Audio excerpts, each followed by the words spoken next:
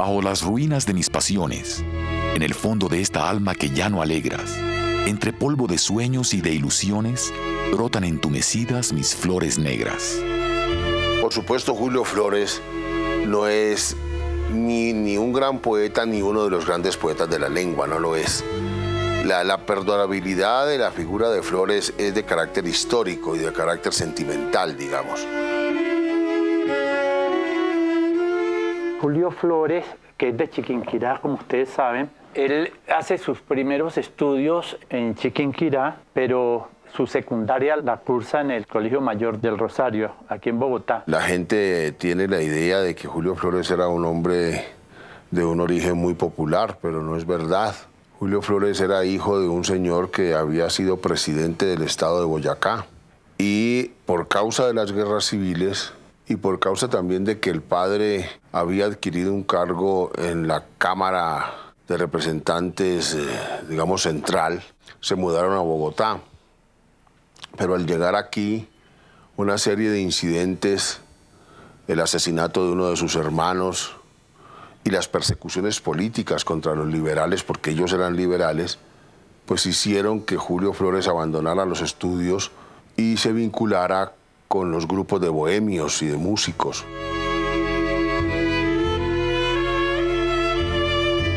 Todos estos jóvenes liberales radicales tomaron la poesía como una manera de protesta.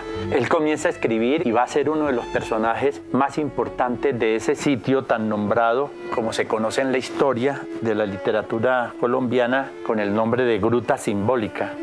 Que era un lugar en donde las gentes progresistas se reunían para intercambiar ideas y habitualmente para violar las normas de prohibición de andar en la calle, etcétera, etcétera, etcétera, etcétera. Julio Flores obviamente corresponde a ese romanticismo tardío, llamémoslo así, con ciertas influencias del simbolismo francés. Yo la adoro sin medida, con un amor como ninguno, grande, grande a pesar de que me dio la vida.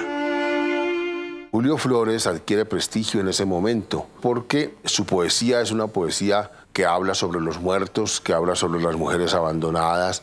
Y aquí pues se complementaba ese registro poético simbolista con el país que estábamos viviendo, un país de cadáveres. Se convirtió en una figura pública y era tan temido que pues, los políticos pues, lo consideraban un peligro. Entonces, en cierto momento, a él lo nombraron en un puesto en Madrid como secretario de la legación o algo así. Hay anécdotas, inclusive, de su vida en Madrid. Como él había escrito muchos poemas pues, que eran de carácter, digamos, lacrimógeno, pues la poesía de Flores resultaba un poco anacrónica y, sin embargo, la España de la época era muy dada a ese romanticismo tardío. Entonces, Julio Flores tenía un relativo éxito en Madrid y daba recitales en los teatros.